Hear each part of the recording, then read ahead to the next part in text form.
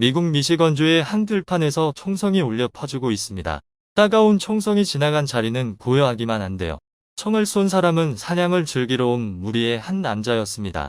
그런데 무슨 일인지 그를 바라보는 일행들의 시선이 예사롭지 않은데요. 모두가 긴장하는 분위기 속에서 남자는 내렸던 총을 다시 듭니다. 그리고는 먼 곳을 조준했죠. 팡! 팡! 일행들의 얼굴은 경악으로 뒤덮이기 시작했습니다. 그곳에서는 무슨 일이 있었던 것일까요? 한번 자세히 알아보도록 하겠습니다. 해당 사연은 미국인 로건 씨가 제보해준 이야기와 SNS 내용을 바탕으로 재구성된 스토리입니다. 안녕하세요. 미국 디트로이트에 사는 로건이라고 합니다. 평생을 군대에 있으면서 장군까지 지냈던 저는 최근 퇴역을 하게 됐고 지금은 아내, 자식들과 함께 행복하게 살고 있습니다. 군인을 관두고 가게나 다른 일을 시작해보기 전에 저는 잠시 쉬는 시간을 가졌었습니다. 어느 날은 영화를 보고 있었습니다. 카우보이가 총을 쏴 사슴을 잡는 장면이 나왔는데 오랜만에 전율이 느껴지면서 현역 시절이 떠올랐죠. 그래서 사냥 활동을 저의 새로운 취미로 삼게 됐습니다. 제 픽업 트럭을 몰고 탁 트인 평야나 산으로 가서 야생동물들을 기다렸어요. 사냥을 나갈 때마다 절대 빈손으로 돌아오는 일은 없었죠. 꾸준히 즐기다 보니 마음 맞는 친구들도 생겼고 박제업자도 알게 되어 가끔 그에게 수확물을 팔기도 했습니다. 재밌어서 하는 건데 용돈벌이도 되고 아주 좋더군요. 그렇게 한참 매진해 있었는데 아내가 가게 일을 제대로 도울 거 아니면 저를 내쫓고 직원을 뽑겠다고 하길래 사냥 나가는 빈도를 좀 줄였습니다. 매일 일을 하고 시간 남을 때 친구들과 사냥도 나가고 가족들과 즐겁게 지냈죠. 평온한 나날이었습니다. 막내딸이 폭탄 선언을 하기 전까지는 말이죠. 저희 집에는 5남매가 있는데 막내딸이 누뚱이라 공주처럼 애지중지하면서 키웠습니다. 그녀의 이름은 조이인데요. 제가 사랑에 맞지 않는 조이는 갑자기 한국으로 보내달라고 떼를 썼습니다. 한국? 갑자기 웬 한국? 처음에는 한류에 관심이 있어서 한국 유학을 가고 싶다고 말했지만 그게 아니었습니다. 조이가 한국에 가고 싶어한 이유는 남자친구 때문이었습니다. 남자친구가 곧 한국으로 가야 하는데 따라가겠다는 거였죠. 조이가 남자를 만난다니. 물론 조이가 성인 여성이긴 하지만 제 눈에는 그저 늦둥이 공주인데 외간 남자를 만나고 다닌다니요. 어떤 놈인지 봐야겠다 싶었습니다. 그저 한국으로 일을 떠나는 같은 백인이길 바랐는데 역시나 한국인이라더군요. 그때의 저는 인정할 수 없었습니다. 죄송한 이야기지만 저는 동양일 싫어했거든요. 정확히는 동양인 남성을 싫어했습니다. 제가 본 동양 남자들은 대부분 부드럽고 여리여리해서 남자로 인정할 수 없었습니다. 동양인 남자지만 남자다운 모습이면 생각은 해볼 수 있으니 사진을 보여달라고 했죠. 하지만 역시 제 예상대로 너무 순한 얼굴이었습니다. 안경까지 써서 더 그랬죠. 그래서 저는 한국은 무슨 한국이냐, 절대 안 된다고 했습니다. 그리고 남자친구와도 헤어지라고 혼쭐을 내줬죠.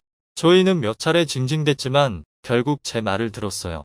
평소처럼 자신의 직장에 출퇴근하는 모습을 보니 개운했습니다. 남자친구와도 정리한 듯 보였고요. 하지만 꼬리가 길면 밟힌다고 조이는 제게 딱 걸렸습니다. 새벽에 통화하는 소리를 들었는데 영어로 했다가 한국어로 했다가 하더군요. 저는 그 현장을 덮쳤습니다. 조이는 다급하게 전화를 끊었죠. 한국인 남자에게 다시 전화를 걸어 화를 내거나 할 생각은 없었고 저는 다시 한번 조이를 다그쳤습니다. 왜 아빠한테 거짓말을 했냐? 아빠가 좋은 남자 소개시켜주겠다 등의 말을 했는데 이번에는 조이가 물러서지 않더군요. 아빠, 저도 성이에요. 아빠가 왜 제 연애에 간섭하시는 거예요? 아빠가 제 남자친구에 대해서 뭘 아신다고 그렇게 속단하세요? 전 절대 안 헤어질 거예요. 남자친구랑 결혼까지 할 거예요. 끝내 안 된다고 하실 거면 제가 이 집을 나갈 거고요. 제가 조이를 얼마나 끔찍이 여겼는지는 간단히 말씀드렸죠. 사랑스러운 막내딸의 차가운 말은 제 가슴에 비수를 꽂았습니다. 특히 집을 나가버리겠다는 말은 제가 진지하게 고민하도록 만들었어요. 그래서 며칠 뒤에 다시 조이에게 다가갔습니다. 부드럽게 대화로 풀어보자 하고요. 조이의 한국인 남자친구도 디트로이트에서 일하다가 조이를 만났는데 사정상 반년쯤 한국에 들어가 볼 일이 생겼던 거라고 하더군요. 직업을 물어보니 그냥 평범한 사무직이었습니다. 정말 별로였죠.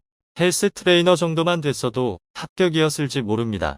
어쨌든 조이의 남자친구가 한국에 가 있는 동안에는 만날 수 없으니 연락만 꾸준히 하면서 관계를 지속했다고 합니다.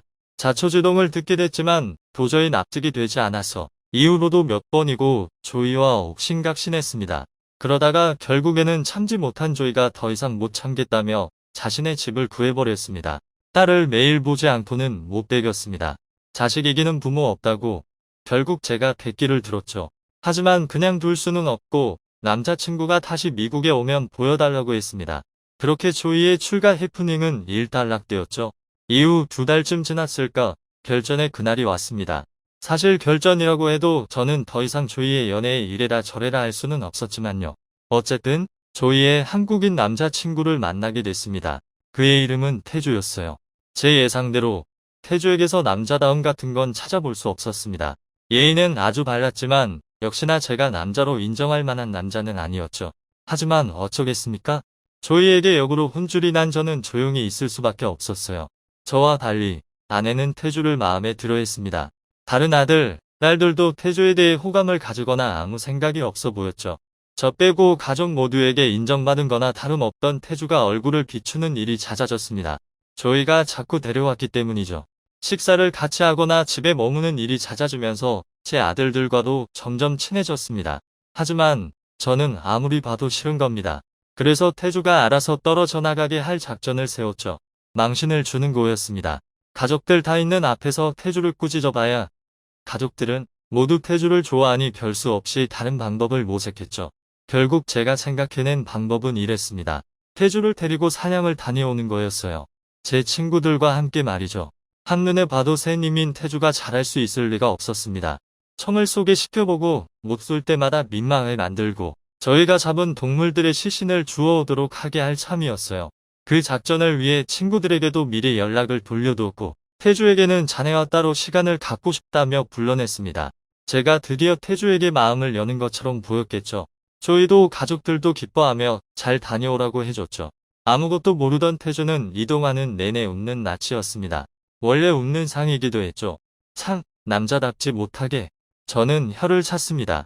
사냥 장소에 도착해서 친구들에게 태주를 소개시켰습니다.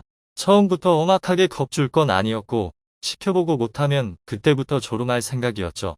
먼저 저부터 총을 쐈고 다른 친구들도 기세 좋게 방아쇠를 당겼습니다. 쏠 만큼 쏜 뒤에 태주에게 총을 넘겼죠. 한국 남자야 의무적으로 인형 군대를 다녀온다지만 그것 가지고 되겠습니까? 보나 마나 뻔했죠.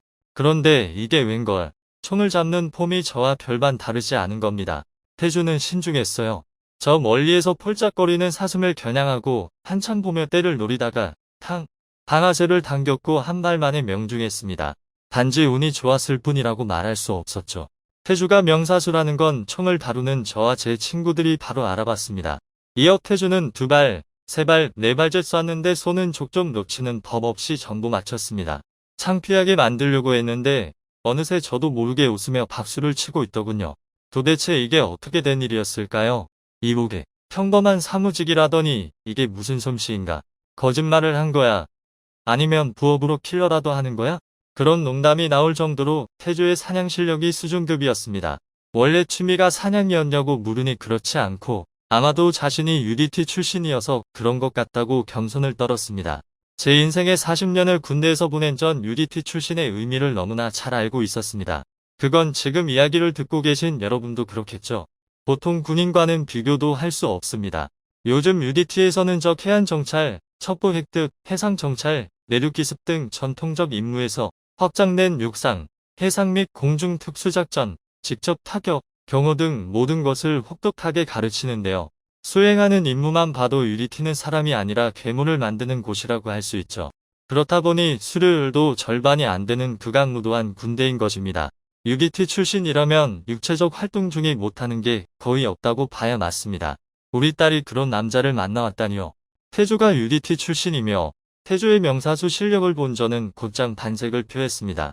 태주를 미워하는 마음이 눈 녹듯이 녹아내렸죠. 그때 저는 태주를 완전히 다시 보게 되어 그를 인정해줬습니다. 마지못해 받아준 것이 아닙니다. 제가 그를 좋아하게 됐어요. 지금 생각하면 과거에 저는 너무 편견에 사로잡혀 있었던 것 같기도 합니다. 동양인 남자는 다 비실비실하다는 편견이요. 참 부끄럽네요. 지금은 그 생각을 고쳐먹었으니 너무 노여워하지 마시고요. 요즘 저는 시간이 나면 다른 친구들이 아니라 태조와 함께 사냥을 나섭니다. 같은 취미를 공유하면서 태조와 저는 순식간에 가까워졌죠. 저는 벌써 그를 사위라고 부릅니다. 어차피 조이와 태조가 몇 달 안으로 결혼을 할 거라서 그렇게 불러도 상관은 없죠. 내일은 아침부터 태조와 사냥을 나가기로 했습니다. 아주 먼 곳까지 나갔다 올 작정이라 이 나이에 가슴이 들뜨는군요. 지금까지 로건 씨가 딸의 한국인 남자친구의 정체를 알고 태도가 반전된 사연을 소개해드렸는데요. 어떻게 보셨나요? 클립 뉴스에서는 여러분의 사연을 기다리고 있으니 소개해주고 싶은 사연이 있으시면 언제든 제보 바랍니다.